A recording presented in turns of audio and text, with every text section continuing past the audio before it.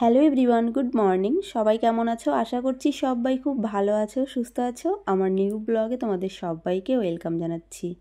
প্রত্যেক দিনের তুলনায় আজকে একটু সকাল সকাল ঘুম থেকে উঠে গেছি। ঘুম থেকে উঠেই রোদে বসেছিলাম। বড় অবশ্য আমার আগেই ঘুম থেকে উঠেছে। ও ঘুম থেকে উঠলো, উঠে ফ্রেশ হলো, ফ্রেশ হয়ে ব্যাগ হাতে করে চলে গেল বাজারে। ওকে বললাম যে চা খেয়ে যাও, বললো না আমি বাজার থেকে এসে তারপরে চা খাবো। তো ওর জন্যই আর কি ওয়েট করছিলাম রোদে বসে বসে, যে বর কখন আসবে, চা বানাবো, চা বানিয়ে দুজনে খাবো, খেয়ে তারপরে কাজে হাত দেবো। মেয়ে এখনও ঘুমাচ্ছে, ঘুম থেকে ওঠেনি, আজকেও স্কুলে যায়নি। কি বলো তো, স্কুলে যাওয়ার জন্য সকালবেলা উঠেছিল, 6:45 ঘুম থেকে উঠেছিল। ওঠার পরে বলছে ওর নাকি পেটে ব্যথা করছে।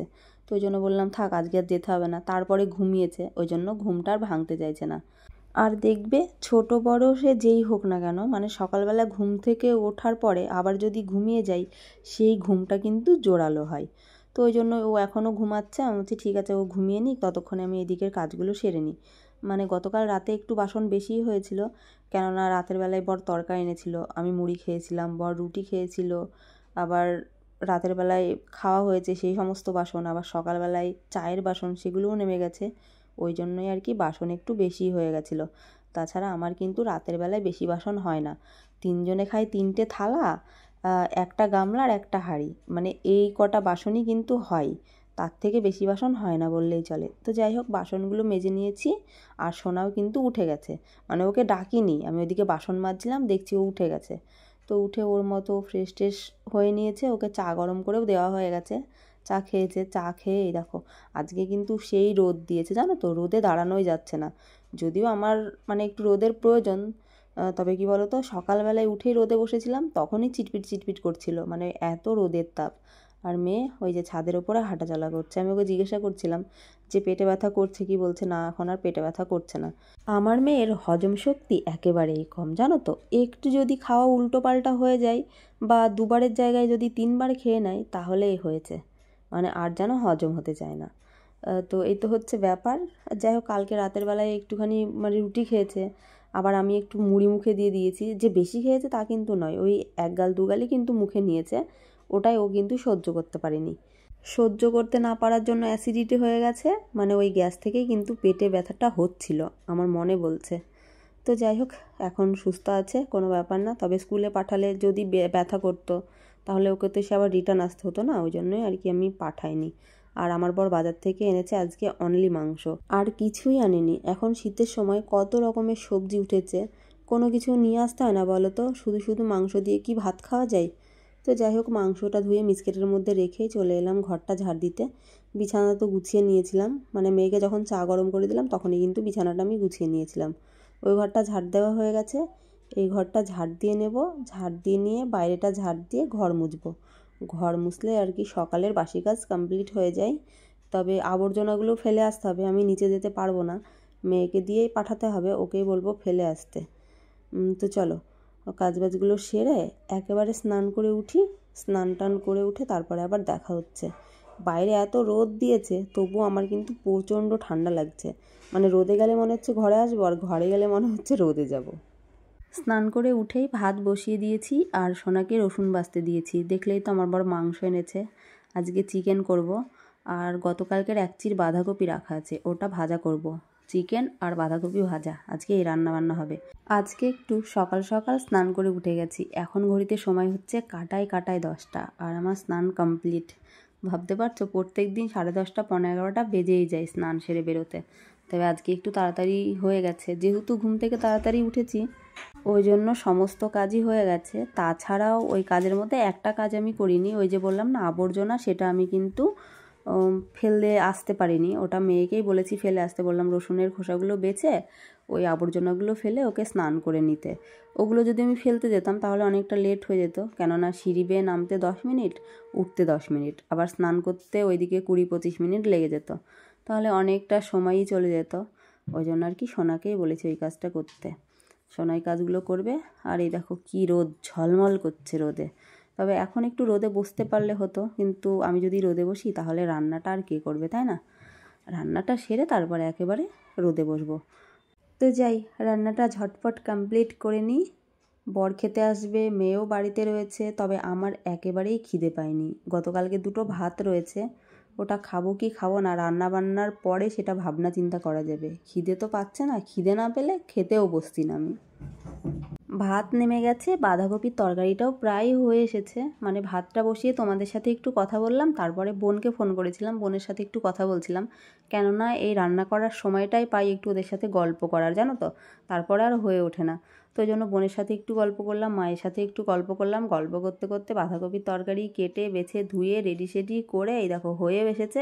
ওইদিকে মাংসের মশলাপাতিও কিন্তু রেডি করে নিয়েছি। বাঁধাকপিটা বসিয়ে গেছিলাম একটুখানি মানে ছাদের ওপরে রোদে দাঁড়াতে, দিয়ে এসে দেখছি ধরে লেগেছে, ওই জন্য কালো কালো হয়ে গেছে। তার থেকেও বড় কথা কি বলো তো, আমার যে মানে এত দামি একটা ফোন কিনলাম, মানে ফোনের ক্যামেরাটা মোটেও সুবিধা না, না তো পেছন ক্যামেরা না তো সামনে ক্যামেরা। পেছন ক্যামেরাটা কালো কালো, মানে এত কালো দেখায় কি বলবো। আর সামনে ক্যামেরাটা মানে সেই আগে যেমন টিভি চলতো না, অ্যান্টোনিয়ার সাহায্যে ঝিলমিল ঝিলমিল করতো, ঠিক ওই রকমই হয়। এতগুলো টাকা দিয়ে একটা ফোন কিনলাম, তাও সুবিধা না। কি আর করব, ভাবি দোকানে যাব, কিন্তু সেই সময়টা হয়ে উঠছে না। তবে একটা দিন সময় করে আমাকে যেতেই হবে। তবে যদি আমি ভালো থাকতাম ঠিকই চলে যেতাম, কিন্তু বরকে বলছি, ও সেই নিয়েই যাচ্ছে না, বলছে এই পরে যাবে এই পরে যাবে, এই করে আমাকে রেখে দিয়েছে। তবে এত টাকা দিয়ে ফোন নিয়ে যদি এইরকম পরিস্থিতি হয় তাহলে কার না ভালো লাগে, তোমরাই বলো। যাই হোক, তোমাদের সাথে কথা বলতে বলতে এই দেখো আমার কিন্তু রান্না কমপ্লিট হয়ে গেছে, আর মামের জন্য দুটো ভাতও বেড়ে নিয়েছি। এবারে খাওয়া দাওয়া কমপ্লিট করে নিই।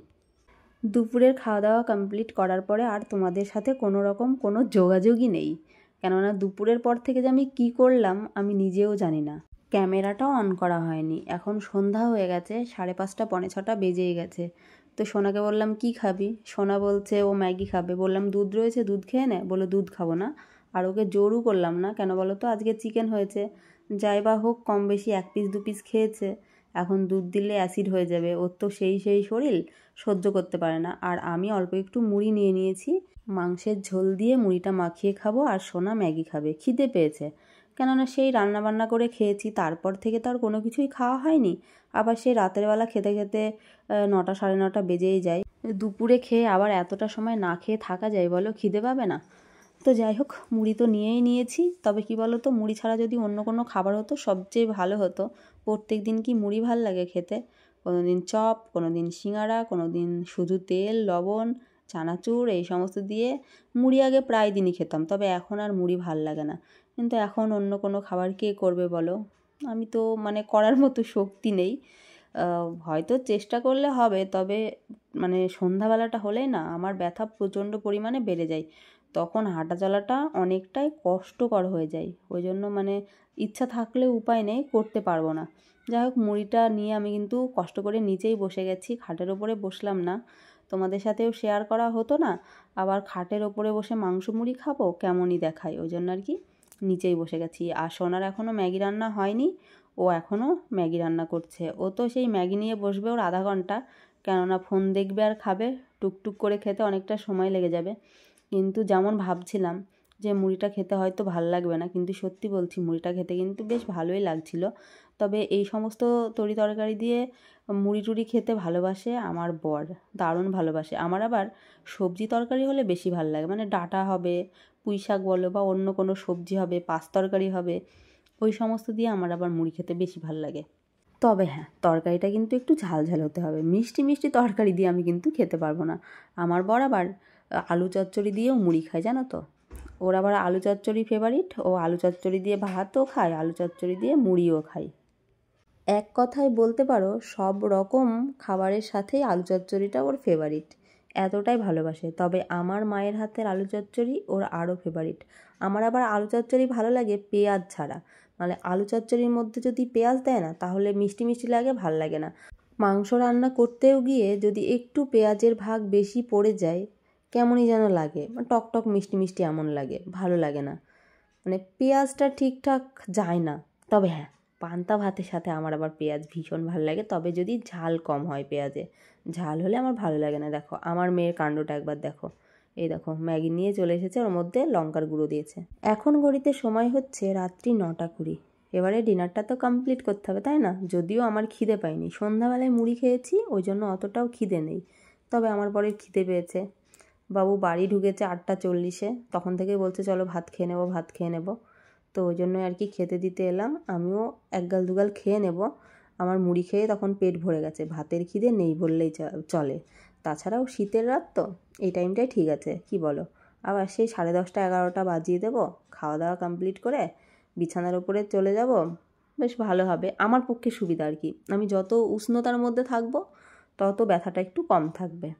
বাইরে টেবিলের ওপরেই খেতে দিয়ে নিচ্ছি আমার সুবিধার্থে, কাজগুলো করতে সুবিধা হয় আর কি। তা না হলে ওদেরকে এই কাজগুলো করতে হয়, মানে বাসন নামাও এঁঠো পারো, তো ওগুলো আর কি করতে হবে না, আমিই করে নেব। কাজগুলো কমপ্লিট করেই চলে এলাম বিছানার ওপরে। এখন আর আপাতত বাইরে যাব না, আবার সেই 10:30 11টা। এখন তো আমার ঘুম আসবে না, আদৌ ঘুম আসবে কি না জানি না, কেননা অনেক কটা দিন হয়ে গেছে, 1 সপ্তাহের বেশি ঘুম মোটেই আসছে না। এবারে আমাকে মনে হয় ঘুমের ট্যাবলেট খেতে হবে। রাতেরবেলা ঘুম আসে না, দিয়ে সকালবেলা প্রচণ্ড পরিমাণে মাথা যন্ত্রণা করছে জানো তো। কী করলে যে ঘুম আসবে তোমরা যদি একটু বলতে খুব ভালো হতো জানো তো। আমি আমার মতো চেষ্টা করি, তবুও আমার ঘুম আসে না। এবার আমাকে সত্যি সত্যিই আবার মনে হয় ঘুমের ট্যাবলেট খাওয়া ধরতে হবে।